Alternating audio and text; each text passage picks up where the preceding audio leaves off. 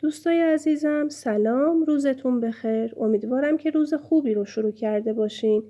امروز میخوام طرز تهیه این کیک شکلاتی خیس رو بهتون آموزش بدم. بریم که با هم شروع کنیم. برای تهیه این کیک ما نیاز به 4 تا تخم مرغ داریم. همه تخم مرغا رو داخل یه ظرف بریزین. بعد به اندازه 1 قاشق مرباخوری وانیل و 1 لیوان شکر رو به موادتون اضافه کنین و شروع کنین به هم زدن. به عنوان پیمانه من از لیوانای فرانسه دسته‌دار استفاده کردم. این مرحله از کار رو برای اینکه شما عزیزان خسته نشین من رو دور تند گذاشتم، ولی شما لطفاً با حوصله این مرحله رو تا جای ادامه بدین که یه مایع خامه شکل و یه دستی رو بتونین تهیه بکنین.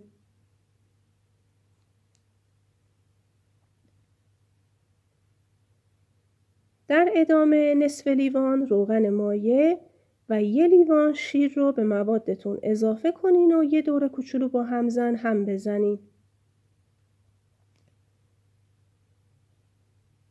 تو این مرحله از کار از یه صافی کمک میگیرم. 2 لیوان آرد، 1 قاشق غذاخوری پر پکینگ پودر و 2 قاشق غذاخوری پر پودر کاکائو رو داخل صافی بریزین و ازش رد کنین.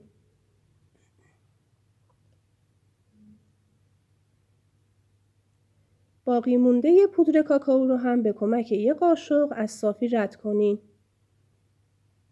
و شروع کنیم به هم زدن.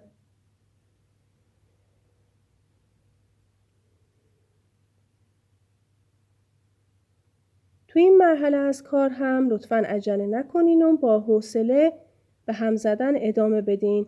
حتی موادی که به کنارهای ظرفتون چسبیده رو به کمک همزن به موادتون اضافه کنین و یه مایع یه دست و صافی رو تهیه کنین. چون هر قدر مایعی که ما تهیه میکنیم یه دست باشه کیفیت کیکمون حتما بهتر خواهد بود.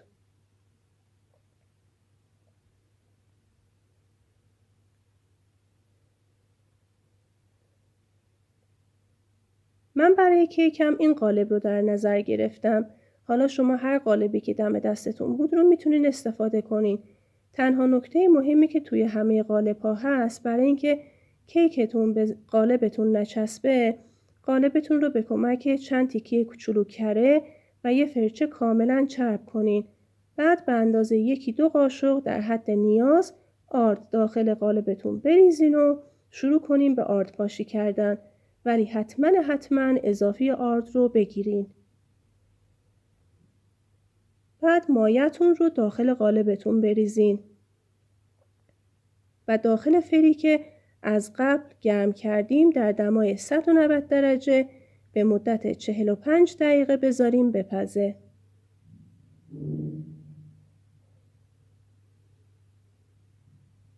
حالا نوبت سسمونه. به اندازه 100 گرم شکلات تخته‌ای بسته به سلیقتون میتونه تلخ یا شیری باشه و 1.5 لیوان شیر رو داخل یه شیرجوش بریزین و بذارین روی حرارت ملایم. بعد از اینکه رو حرارت ملایم سستون کامل هم خورد، 1 قاشق غذاخوری پر خامه رو به موادتون اضافه کنین و خوب هم بزنین.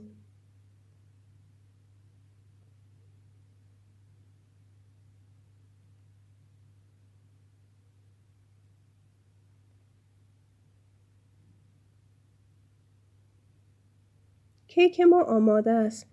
فقط نکته مهمی که تو این مرحله از کار هست اینه که بعد از اینکه کیکتون رو از فر در آوردین به مدت 20 دقیقه نیم ساعت استراحت بدین تا اون گرمای اولیه کیک رفع بشه.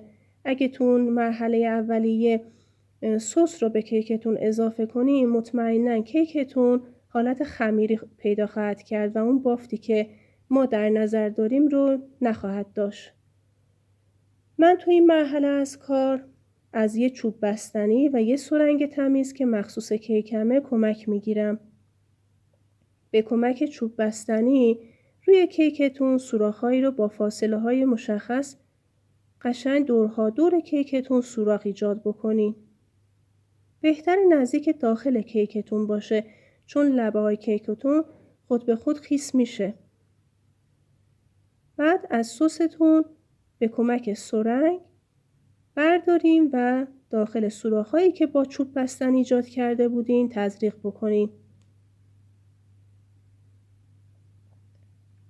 وقتی این کار رو انجام میدیم بافت داخلی کیکتون هم خیس میشه و کیفیت بهتری رو بهتون میده.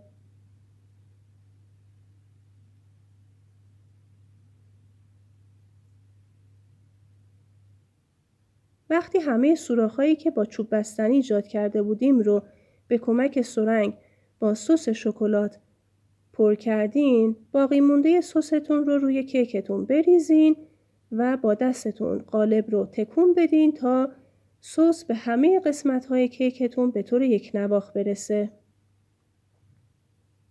بعد رو همین وضعیت داخل قالبتون 1-2 دقیقه زیاد بذارین بمونه. بعد رو ظرفتون کیک رو برمیگردونین. حالا میخوام کیکم رو ظرفم برگردونم.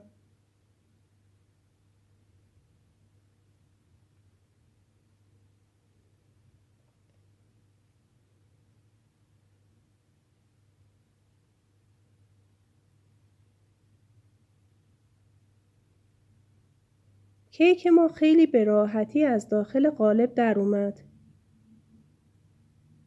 و همینطور که میبینین اصلا به قالبم نچسبیده و یک کیک فوق‌العاده‌ای شده.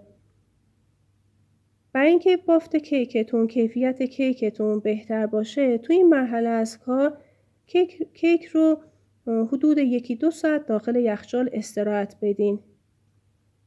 من بعد از اینکه 1-2 ساعت داخل یخچال استراحت کرد به کمک سس شکلات کیکم رو تزیین کردم. واقعا کیک فوق‌العاده‌ای شده. حالا میخوام بافت داخلی کیک رو بهتون نشون بدم.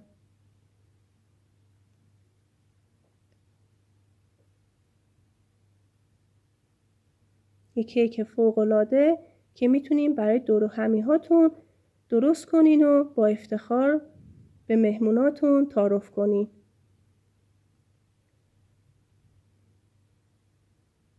حالا نوبت امتحان و بافت داخلی کیک. قشنگی کیک رو میتونین از همینجا ببینین.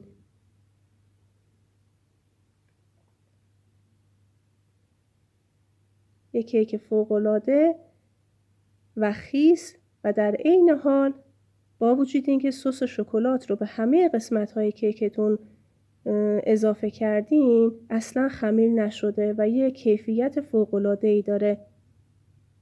بهتون توصیه میکنم اگه خوشتون اومد، اگه پسندیدین شما هم امتحان بکنین و لطفاً سابسکرایب کنین و لایک بکنین و به دوستانتون هم پیشنهاد و معرفی بکنین. ممنون که این ویدیو رو تماشا کردین. به امید دیدار. خدا نگهدار.